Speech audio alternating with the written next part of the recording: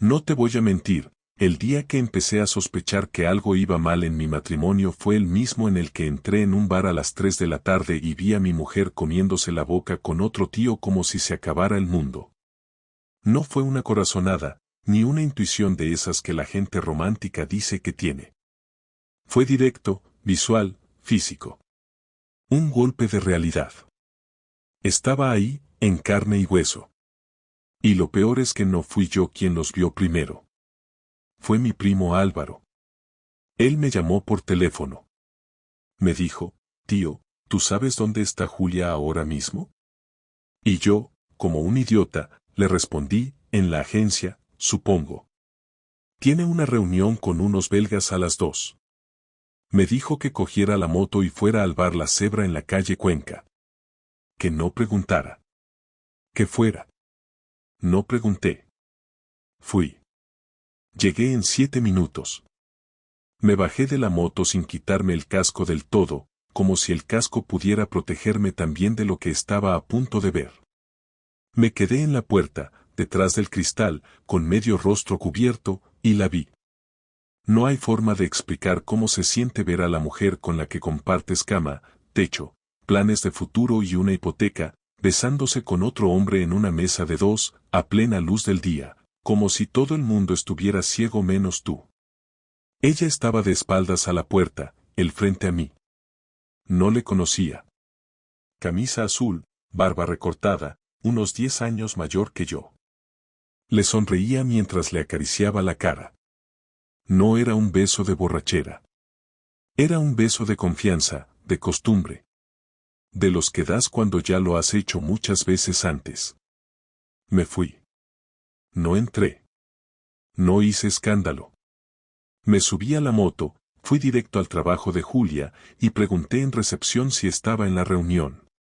Me miraron raro. Me dijeron que no había venido ese día. Que había enviado un correo diciendo que trabajaba desde casa. Claro. Desde su casa. Llamé a Álvaro. Le dije que no dijera nada. Que no fuera a casa. Que no se metiera. Me temblaba la voz y no sabía si del odio o de la humillación. Me dijo que me esperaba con una cerveza. Le dije que no. Me fui a un descampado detrás del Decatlón. Me senté en el suelo con la moto al lado, el casco en la mano, y las piernas estiradas. No lloré. No grité. No pensé. Me quedé como en pausa. ¿Sabes lo que me jodía más en ese momento? No era el hecho de que me hubiera sido infiel. Era la naturalidad. La tranquilidad. El descaro. Estaban ahí, sin esconderse. No era un hotel. No era un coche aparcado en un callejón. Era un bar en el centro, en la ciudad donde vivimos desde hace 5 años. Donde tenemos amigos, conocidos, familia. Eso no era un desliz. Era una relación. Algo establecido. Planeado. Asumido. Eso era lo que me rompía por dentro. Que mientras yo estaba en el trabajo, revisando albaranes y coordinando entregas, ella había estado montando su otra vida con un tío al que no conocía, pero que ya tenía algo mío. Algo que yo había cuidado, mimado, respetado. Ese día no volví al trabajo. Tampoco fui a casa. Me metí en un centro comercial a hacer tiempo, a mirar a la gente. Pasé por Zara, luego por MediaMarkt, después a un Starbucks. No por comprar, sino por moverme. Por no pensar. A las 7, como si nada, volví a casa. Julia ya estaba ahí. En pijama, desmaquillada, pelo recogido en moño. Me preguntó cómo me había ido el día. Le dije como siempre y me metí en la ducha. Fue la ducha más larga de mi vida. No porque necesitara limpiarme, sino porque no podía mirarla sin querer reventarle la cara a gritos. Y yo no soy así. Nunca he sido así. No soy un tío violento. Pero lo que sentía en ese momento no se parecía a nada que hubiera sentido antes. Esa noche dormí en el sofá. Le dije que tenía calor. Mentí. No podía acostarme al lado de alguien que acababa de besar a otro hombre como si fuera lo más normal del mundo. Me di cuenta de todo de golpe. Las escapadas de fin de semana con sus amigas. Las veces que se duchaba nada más llegar de la calle, aunque no hiciera deporte. Las tardes de me voy a leer a la biblioteca. Yo siempre confié. Porque nunca me había dado motivos. O eso quería creer. Te diré algo, uno puede tolerar muchas cosas en una relación. Los silencios, las peleas, el aburrimiento, incluso el sexo que ya no sorprende. Pero lo que no se tolera, lo que te quema por dentro como ácido, es el engaño deliberado. La traición activa. La mentira con sonrisa. Porque esa es la que te deja sin identidad. ¿Quién soy yo si la mujer con la que he compartido todo ha sido capaz de mirar a otro hombre como me miraba a mí cuando empezamos? Los días siguientes fueron una pesadilla disfrazada de rutina. Todo parecía igual, pero todo había cambiado. Le hablaba sin querer escucharla. Le respondía sin escuchar la pregunta. Le daba un beso mecánico antes de irme, solo para mantener la fachada. Por dentro me moría. Y lo peor es que ella no sospechaba nada. Ni se lo imaginaba. Seguía actuando como si nada. Como si su teatro fuera perfecto y su público, yo, siguiera aplaudiendo como un idiota. Pero algo dentro de mí ya había hecho clic. Ya no era el mismo. Algo se había roto. Y sabía que pronto iba a tener que enfrentarme a todo, aunque no supiera cómo. No hice nada durante una semana. Me limité a observarla, a estudiar sus movimientos, a reconstruir cada escena pasada desde otro ángulo. Me levantaba antes que ella, preparaba el desayuno como siempre, y mientras ella masticaba distraída el pan tostado yo intentaba encontrar algo nuevo en sus gestos, en la forma de mirar el móvil, en cómo cruzaba las piernas o qué tono usaba al hablarme. Había algo que me molestaba profundamente, ella seguía comportándose igual, como si su mentira no existiera, como si su doble vida no fuera un peso, y eso me sacaba de quicio. Yo dormía poco, me despertaba a medianoche con un nudo en el estómago, pensaba en cosas que jamás me habían pasado por la cabeza. Llegué a sentir celos de un desconocido, y odio, y rabia, pero no lo exterioricé, no aún.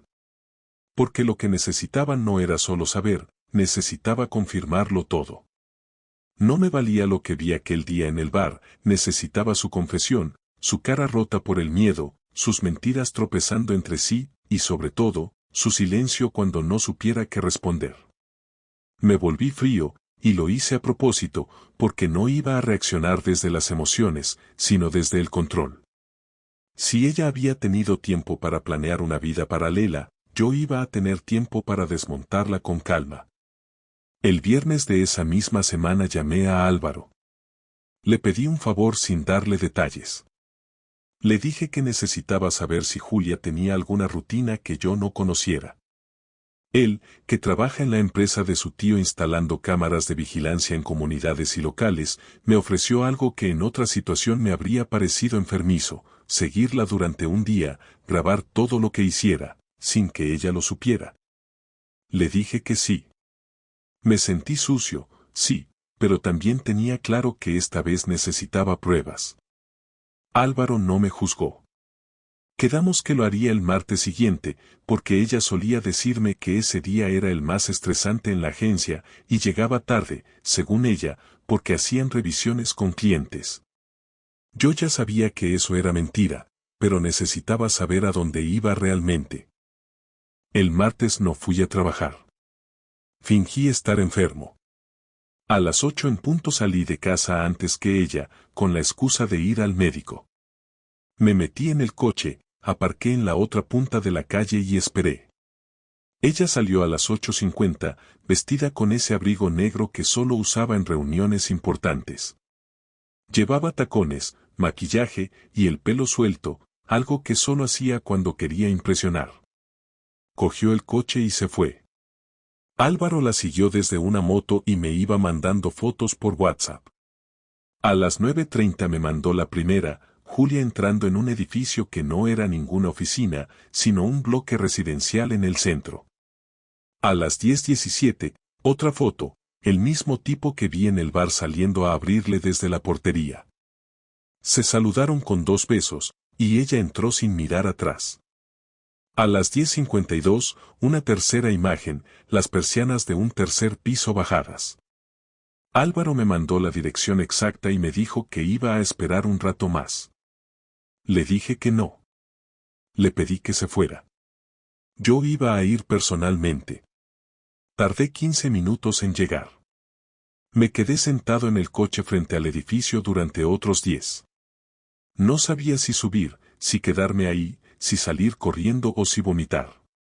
Sentía el corazón en la garganta, las manos sudadas, una presión en el pecho que me impedía respirar con normalidad. Me imaginaba cada escena tras esas persianas, el sofá, el café, los besos, la ropa en el suelo, ella riendo, él tocándola. Todo eso mientras yo, su marido, comía solo en la oficina como un idiota creyendo que ella estaba redactando campañas publicitarias.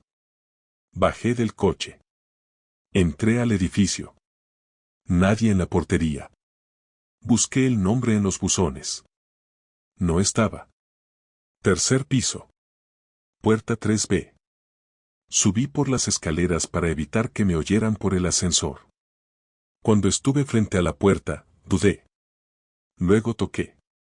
Tardaron en abrir. Como 30 segundos.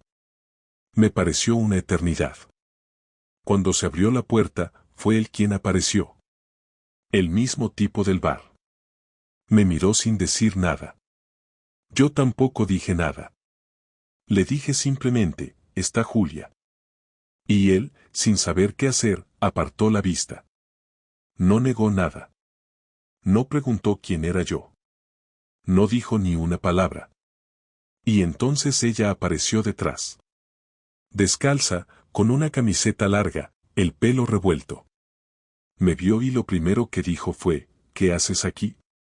Como si yo fuera el que estuviera cruzando la línea, como si fuera yo el que debía dar explicaciones.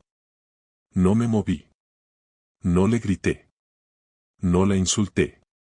Solo la miré durante 5 segundos, y luego dije, así que no tenías reunión hoy. El tipo dio un paso atrás, incómodo. Ella se cruzó de brazos, como si quisiera protegerse. Me dijo, podemos hablar de esto en otro momento. Le respondí, no, vamos a hablar ahora. Ella cerró la puerta a medio abrir, quedándose en el marco, como si eso pudiera hacer la escena menos grotesca. Me preguntó si la estaba espiando. Le dije que no, que ya no hacía falta espiar a alguien que actúa como si nada importara. Le pregunté cuántas veces llevaba viéndose con él, cómo lo conoció, cuánto tiempo llevaba mintiéndome. No respondió. Me dijo que las cosas entre nosotros estaban mal desde hacía tiempo, que no se sentía escuchada, que había intentado hablarlo, que necesitaba sentirse viva. Le dije que dejara de decir frases de revista, que no me vendiera humo. Le dije que se había estado follando a otro tipo mientras me miraba a la cara cada noche. Entonces me respondió con algo que me partió el alma, no es solo sexo. Y ahí supe que no había vuelta atrás. No esperé a más. Me di la vuelta y me fui. Bajé las escaleras sin correr. Salí a la calle y sentí como si hubiera salido de un quirófano después de una operación que salió mal. No lloré. No rompí nada. No hice drama. Pero por dentro, algo se me despegó. Era una mezcla de vergüenza, decepción y vacío. No sabía si quería vomitar, dormir 3 días, o irme a otra ciudad.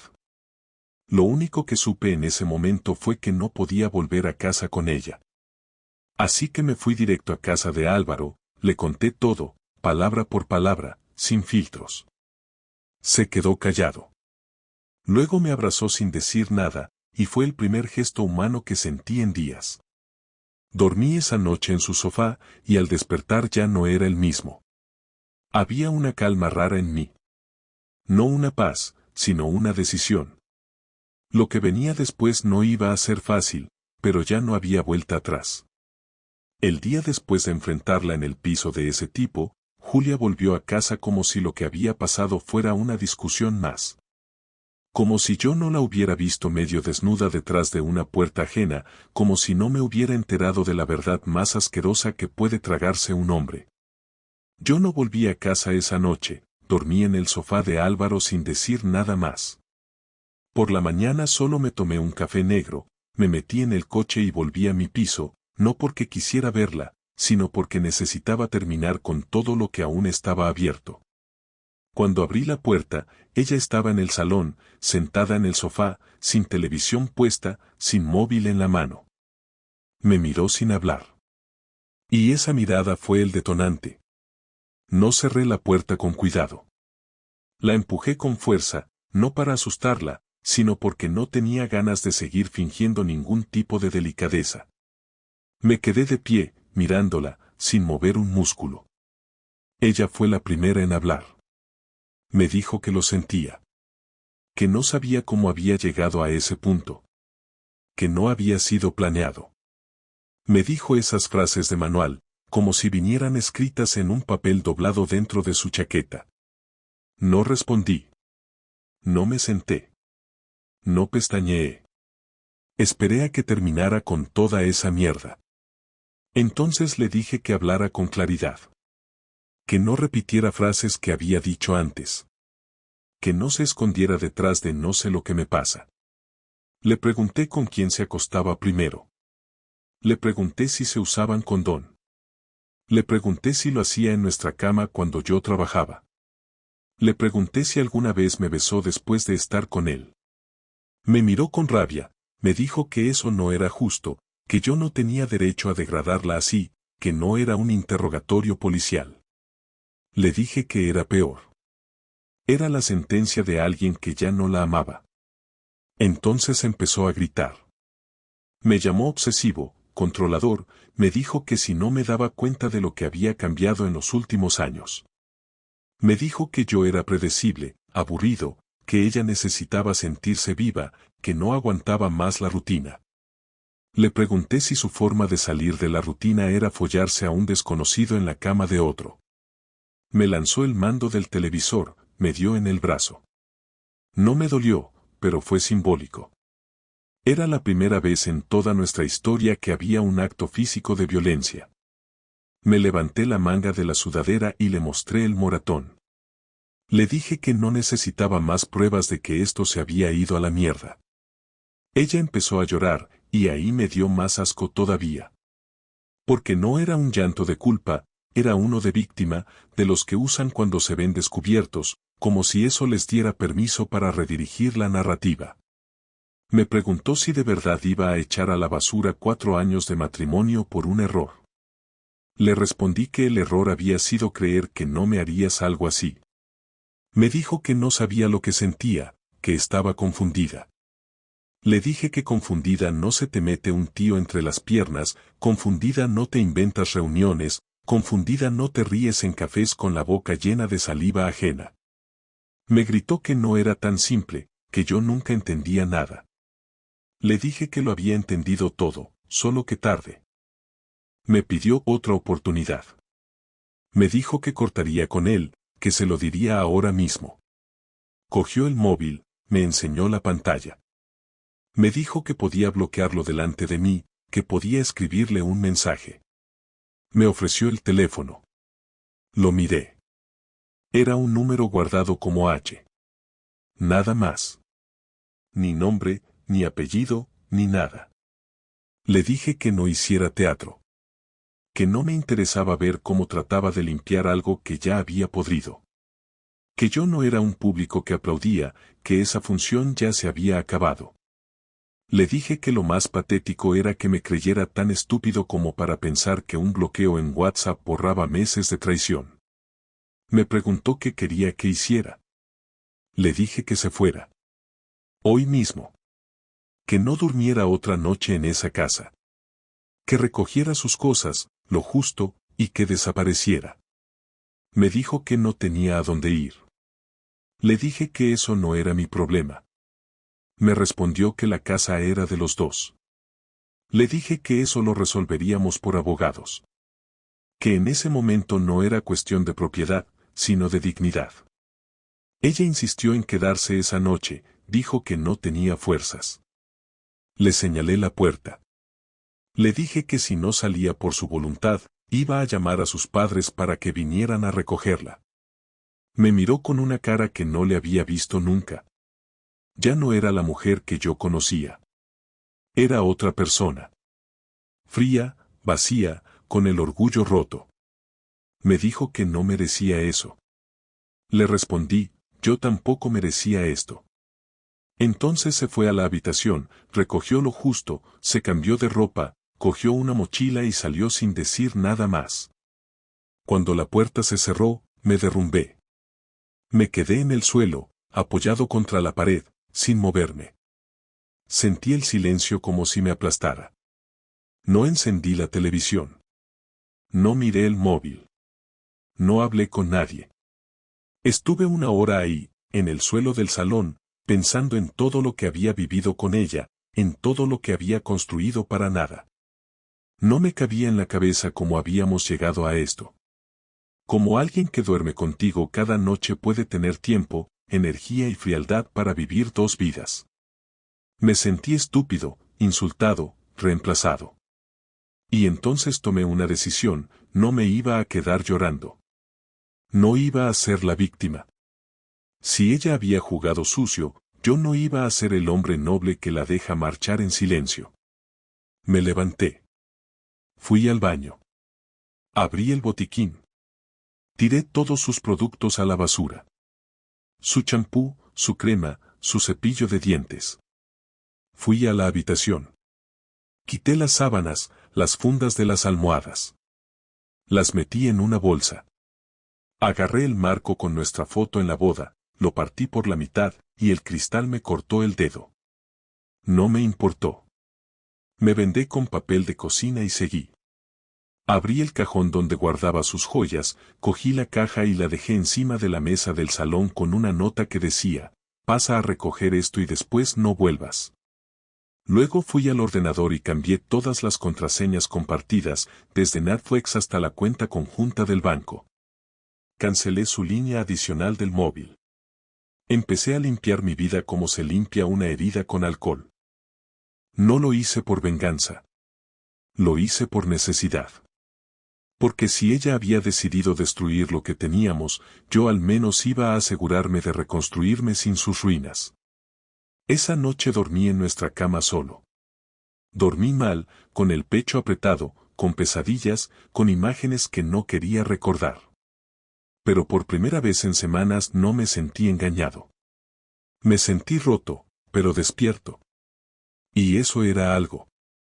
Durante los primeros días después de que Julia se marchara, la casa se sentía como una habitación de hotel en la que alguien se había quedado demasiado tiempo. Todo lo que era de ella seguía allí, pero sin vida. El hueco del armario, las zapatillas en la entrada, la taza con la que tomaba el café. No soportaba verla ni tocar nada, pero tampoco quería que desapareciera todavía. Me levantaba, iba al trabajo, hacía lo justo y volvía. No hablaba con nadie.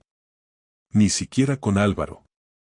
Pero mientras los demás habrían intentado distraerse o dejar pasar el tiempo, yo tenía una idea que me rondaba la cabeza todo el día. No era odio, no era deseo de hacerle daño físico ni de gritarle más. Era una necesidad de equilibrio. Ella me había humillado sin pensar en las consecuencias, así que yo iba a devolverle la sensación de perder el control de su vida, aunque fuera por un instante. No quería violencia. Quería justicia a mi manera. Quería que supiera lo que era no tener poder sobre nada. Todo empezó el sábado siguiente. Sabía que ella estaba viviendo en casa de sus padres porque había pasado a recoger su ropa entre semana mientras yo no estaba. Mi vecino, que la vio entrar, me dijo que llegó con su madre y que estuvieron menos de media hora. Así que deduje que no había tenido el valor de venir sola. Yo tenía la copia de su llave del coche y recordé que lo había dejado en el garaje. Era un Volkswagen Polo gris. En su guantera guardaba todo, el seguro, papeles, gafas y una pequeña libreta donde solía anotar cosas de trabajo. Fui al garaje a las 10 de la noche y lo abrí sin hacer ruido. Lo primero que hice fue sacar todo lo que era suyo y meterlo en una bolsa. Luego lo dejé cerrado, perfectamente limpio, y lo estacioné fuera, justo en la calle donde vivían sus padres. Aparqué frente a la puerta del edificio y dejé las llaves en el buzón de su madre. Ni nota, ni palabras. Solo las llaves. Pero antes de hacerlo, había vaciado el depósito hasta la reserva, quitado su GPS del móvil del coche y desconectado la batería. No era para dañarla, era para dejarle claro que conmigo no se jugaba. Si quería moverse, tendría que empezar desde cero, como yo. Al día siguiente recibí el primer mensaje suyo en una semana. Me escribió a las 11 de la mañana. ¿Has tocado mi coche? Respondí, he limpiado lo que era mío. Me llamó. No contesté. Escribió otro, esto no tiene sentido, no puedes hacerme esto. Le respondí, ya lo hiciste tú. No volvió a insistir. Pero su tono cambió, ya no era el de la mujer que se sentía en control. Era el de alguien que comprendía que el terreno ya no era suyo. Y eso era solo el comienzo. No se trataba de hacerla sufrir porque sí, sino de mostrarle el peso real de sus actos. Durante años, todo lo que ella hacía lo manejaba con frialdad, con cálculo, con ese tono de quien siempre sale limpia. Esta vez, no iba a ser así. A los pocos días, recibí un correo del banco. Nuestra cuenta conjunta seguía activa, y aunque ya había transferido la mayor parte de mi dinero a otra cuenta personal, ella seguía usando la tarjeta. Vi 3 cargos, una cena en un restaurante, una compra en Zara y otra en una floristería. Sin dudarlo, llamé al banco, bloqueé su tarjeta y denuncié el uso no autorizado. No mentí. La cuenta era conjunta, pero el saldo era mío. Me llamaron del banco 2 días después para confirmar. Dije que sí, que no reconocía los movimientos.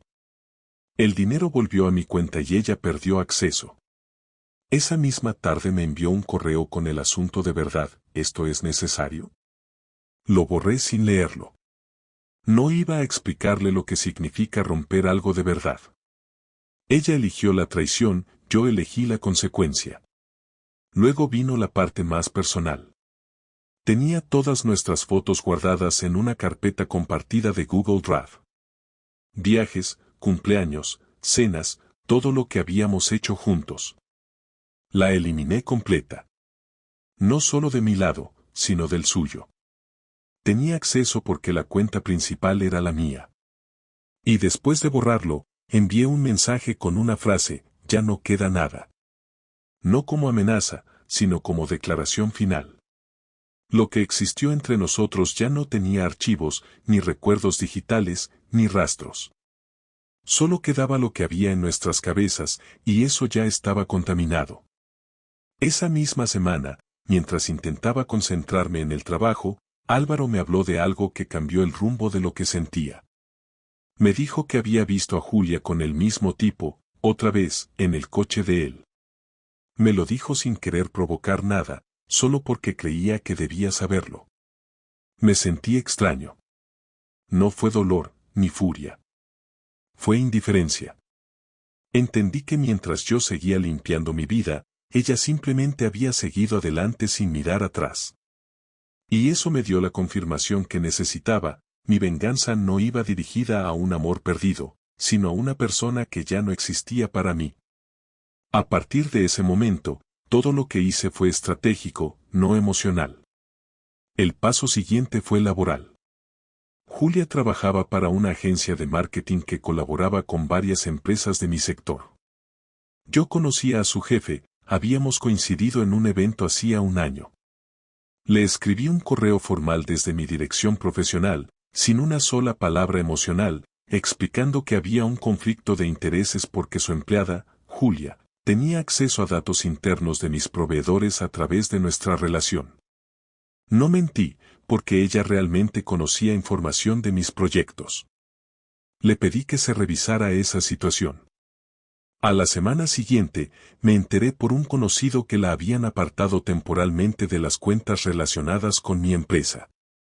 No la despidieron, pero le quitaron responsabilidades. Y eso, para ella, era peor. Porque su trabajo era su identidad. Le había quitado el control. Y eso era exactamente lo que quería, que sintiera cómo se desmoronaba su equilibrio. La gente dice que vengarse no sirve, que te hace igual que la otra persona. Pero no es verdad. No era venganza por venganza. Era poner orden. Ella había jugado sin reglas, y yo le enseñé que las acciones tienen peso. Mientras tanto, yo empecé a vivir con disciplina. Fui al gimnasio, no por despecho, sino por ocupar la cabeza. Dejé de mirar su perfil, de buscar su nombre, de preguntar. Pero no perdoné. Aún no. No podía. Una noche, cerca de las 11, sonó el timbre. Era ella. Venía llorando, con una chaqueta ligera, el pelo mojado. Me pidió que la dejara entrar. No lo hice. Me dijo que necesitaba hablar, que todo se le estaba viniendo abajo, que había perdido proyectos, que su madre no le hablaba desde que se enteró de todo. Me pidió un minuto. Le dije que no tenía nada que decir.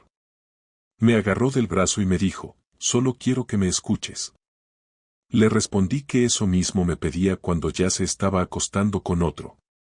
Se quedó callada. Luego bajó la mirada y dijo, no creí que fueras capaz de odiarme tanto. Le dije, no te odio. Simplemente ya no me importas.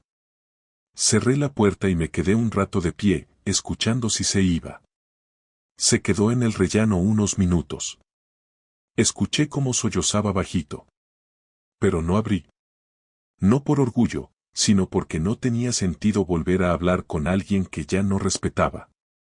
Desde ese momento, supe que lo mío con ella estaba terminado. La venganza no me dio placer, pero me dio claridad. Todo lo que había hecho no era para dañarla, sino para que entendiera que sus decisiones tenían consecuencias reales.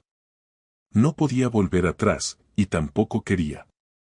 Lo que me quedaba era mirar de frente lo que venía después, sin ella, sin mentiras, sin excusas. Pasaron casi 2 semanas desde la última vez que la vi en el rellano, empapada, rogando que la dejara entrar. No volví a recibir mensajes suyos, tampoco llamadas. Ni una sola notificación. El silencio me pareció raro al principio, pero después lo agradecí. Era la primera vez en mucho tiempo que podía respirar sin pensar en qué mentira estaba escondida detrás de cada palabra. Yo no era feliz, pero al menos empezaba a pensar con claridad. Ya no me despertaba con imágenes de ella con otro. Ya no repasaba cada escena de nuestra relación buscando señales.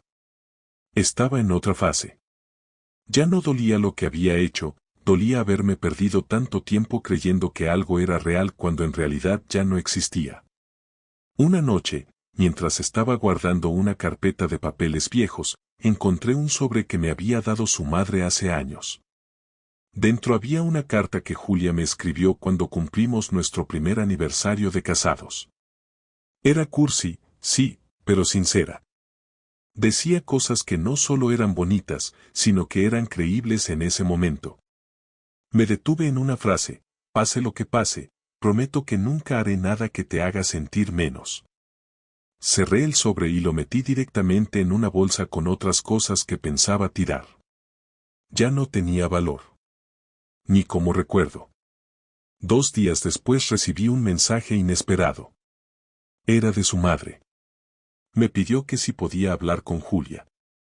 Me dijo que estaba en un estado emocional inestable, que no hablaba con casi nadie, que estaba dejando de ir al trabajo, que se encerraba en su cuarto. No me lo pidió con manipulación, no buscó compasión. Solo me dijo, no por ella.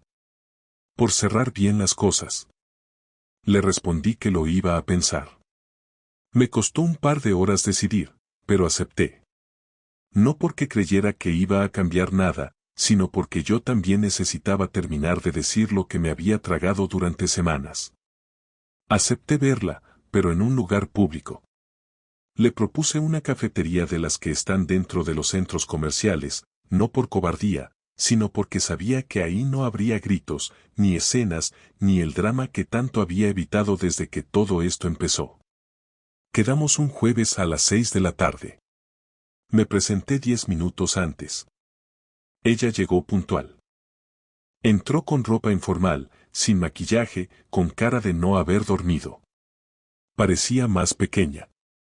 No físicamente, sino en actitud. Como si el peso de todo lo que había hecho por fin le cayera encima. Se sentó frente a mí y no dijo nada durante casi medio minuto. Yo tampoco hablé. Pedí un café. Ella pidió una infusión. Cuando la camarera se fue, Julia bajó la mirada y soltó la primera frase: sé que no tengo derecho a pedirte nada. Le respondí: correcto. Ella asintió. No discutió. No trató de justificarse. Me dijo que solo quería entender qué había pasado. Le dije que no entendía la pregunta. Me repitió, bajando la voz: ¿en qué momento nos perdimos así? Le dije: cuando decidiste engañarme. Se quedó callada. Luego dijo algo que no esperaba: me equivoqué. No te lo voy a justificar. No tengo cómo. Por primera vez desde que todo había estallado, la vi hablar sin escudos, sin frases ensayadas. Me miró directo, sin llanto, sin dramatismo. Me dijo: no me di cuenta de lo que tenía contigo hasta que lo rompí. Pensé que era solo una fase. Pensé que podía manejarlo. Le pregunté: ¿y ahora qué quieres? Me respondió: nada. Solo, que me perdones. No por mí. Por ti. Esa frase me tocó un punto que no sabía que aún estaba abierto. Le dije que el perdón no era una fórmula mágica, que no era una excusa para borrar todo. Le dije que el perdón era aceptar que algo pasó y que ya no se puede volver a como era antes. Ella me dijo que lo entendía. Luego bajó la voz y confesó algo que me hizo apretar la mandíbula. Me dijo que el otro tipo la dejó. Que no quería complicaciones. Que no le prometió nada. Que solo era lo que era. Que ella creyó que tal vez tenía sentido seguir viéndolo porque sentía algo distinto, porque le daba la atención que yo había dejado de darle, pero que al final, cuando el polvo se asentó, no había nada. Solo vacío. Me dijo que se sentía sola, que cada día se despertaba con la sensación de haber tirado su vida por la ventana. Le respondí que eso no era mi responsabilidad. Que cada elección tiene una factura, y que a veces llega tarde, pero siempre llega. Ella asintió. Luego preguntó algo que no esperaba: ¿crees que algún día podremos hablar como personas normales? Le respondí con firmeza. No me miró con los ojos ligeramente húmedos, pero no lloró.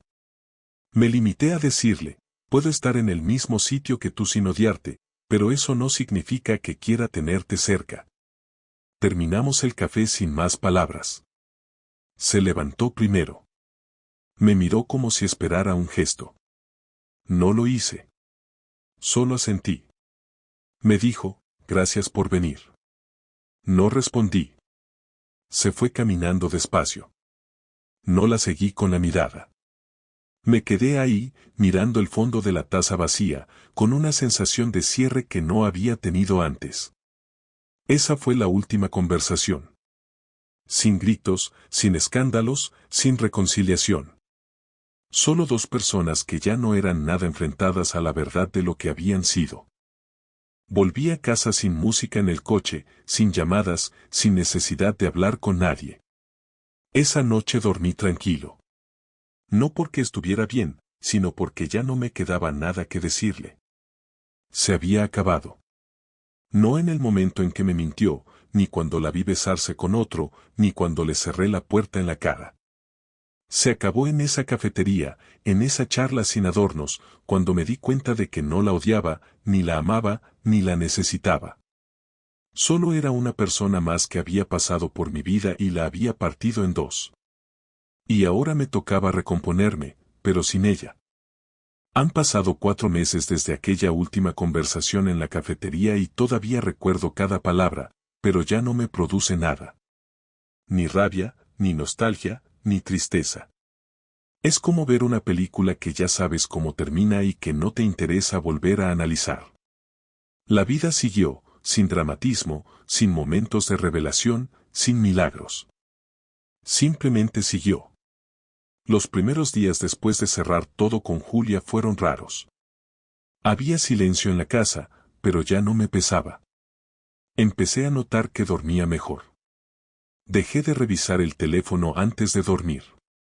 Dejé de pensar en lo que ella estaría haciendo o con quién estaría. Lo curioso fue que lo que más me costó no fue olvidarla, sino acostumbrarme a no tener que pensar en nadie más que en mí. Durante años mi vida giraba alrededor de esa relación, de mantenerla, de cuidarla, de resolver problemas en pareja. De repente, todo dependía solo de mí, y eso era nuevo. No era liberador ni triste. Era distinto. Y lo distinto siempre exige aprender desde cero. Poco a poco empecé a reorganizar mi rutina. Llegaba del trabajo, cocinaba solo, ponía la mesa para uno, veía algo en la tele sin sentir el vacío del otro lado del sofá. Empecé a correr por las mañanas antes de ir a la oficina. No por distracción, sino porque me ayudaba a limpiar la cabeza. Un día me di cuenta de que llevaba 3 semanas sin pensar en Julia ni una sola vez. Y no fue un logro que celebrara, solo una constatación de que la mente, cuando se le deja en paz, se cura sola. Dejé de contar cuánto tiempo había pasado desde que todo acabó. Dejé de guardar fechas, de asociar lugares con recuerdos. La gente del trabajo nunca se enteró de los detalles. Solo sabían que me había separado. Nadie preguntó, y yo nunca ofrecí información. Descubrí que cuando dejas de hablar del pasado, el pasado deja de tener fuerza. Un domingo por la tarde, mientras ordenaba la cocina, me llamó Álvaro. Me dijo que había visto a Julia en el supermercado, que estaba más delgada, que se la veía apagada. Me preguntó si quería saber más. Le dije que no. Me agradeció y cambió de tema. En ese momento entendí que ya no necesitaba saber nada de ella, ni bueno ni malo. Me daba igual. Eso, más que cualquier otra cosa, fue la señal de que había terminado. Durante mucho tiempo pensé que superarla significaría olvidarla, pero no es eso. Superar a alguien es poder escuchar su nombre sin que te altere el ritmo cardíaco. Y yo ya podía hacerlo. La casa, que antes me recordaba a ella en cada rincón, ahora era mía. Reemplacé los muebles que habíamos elegido juntos. Cambié la cama. Pinté una pared. Tiré todo lo que me recordaba su presencia, no con odio, sino con necesidad de espacio. No guardé ni una foto. No lo hice por rencor, sino porque no quiero recordar versiones falsas de lo que fue. No quiero mirar una foto de 2 personas sonrientes sabiendo que una de ellas ya pensaba en otra cosa. Esas imágenes no tienen valor. Lo que cuenta es lo que aprendí, y eso no está en ninguna imagen. La relación con su familia se rompió por completo. Su madre me escribió una vez más para pedirme disculpas por todo lo ocurrido. Me dijo que no entendía cómo su hija había podido hacerlo, que me consideraban un buen hombre y que lamentaban haber perdido a alguien que realmente la quiso. Le respondí con educación, pero sin abrir ninguna puerta. No tiene sentido mantener lazos con gente que pertenece a un capítulo cerrado. Hay que saber terminar sin dejar cabos sueltos, porque los cabos sueltos solo sirven para enredarte otra vez. A nivel práctico, el divorcio fue simple. No había hijos, no había demasiadas propiedades, y ambos queríamos cerrar el tema rápido. Ella firmó sin discutir. Yo también. Ni una sola lágrima en el juzgado. Cuando salí, no sentí alivio ni tristeza. Sentí que había firmado el fin de algo que ya había muerto mucho antes. Me fui a tomar un café solo, miré alrededor y pensé que por primera vez en mucho tiempo, no tenía que rendir cuentas a nadie. Esa libertad no se siente como felicidad, sino como espacio. Espacio mental, espacio emocional, espacio físico. Por primera vez, todo ese ruido había desaparecido. No volví a tener pareja después de eso. No porque me diera miedo, sino porque no tenía necesidad. Me tomé el tiempo para entender qué clase de persona había sido durante esa relación. Me di cuenta de que había idealizado demasiado, que confundí amor con costumbre, que dejé pasar señales pequeñas solo por mantener la paz. Creía que madurez era no discutir, cuando en realidad era no hablar. Entendí que el silencio no salva a las parejas, solo las pudre despacio. Y lo aprendí tarde, pero lo aprendí bien. No busco revancha emocional ni demostrar nada a nadie. Simplemente sé que la próxima vez que esté con alguien, si llega, no voy a fingir tranquilidad cuando algo me incomode. No voy a mirar hacia otro lado. Y sobre todo, no voy a entregar mi confianza a ciegas solo por amor. Hace unas semanas recibí una carta de Julia. No la esperaba. Era breve, sin adornos. Decía que se iba del país por un proyecto laboral, que quería agradecerme por los años buenos y que deseaba que estuviera bien. No mencionaba perdón ni segundas oportunidades. Era fría, correcta, distante. La leí una vez, la doblé y la tiré sin pensar. No por desprecio, sino porque ya no me generaba interés. Era la prueba final de que la historia estaba cerrada. No necesitaba mantener correspondencia con el pasado. Lo que me quedaba era el presente. Hoy mi vida no es mejor ni peor que antes, solo diferente. Trabajo las mismas horas, salgo a correr, veo a mis amigos, hago planes que antes no podía hacer porque todo giraba en torno a ella. Empecé un curso de carpintería los sábados, algo que siempre quise hacer y que nunca encontré tiempo. No lo hago para llenar huecos, sino porque me apetece. A veces pienso en cómo habría sido todo si las cosas hubieran ido bien, pero no me quedo atrapado ahí. Todos tenemos un punto en el que entendemos que las personas no son como las imaginamos, y cuando llegas a ese punto, o te rompes o aprendes. Yo aprendí. No por ser fuerte, sino porque no me quedaba otra opción. Hay cosas que no se olvidan, pero dejan de doler cuando dejas de darles espacio.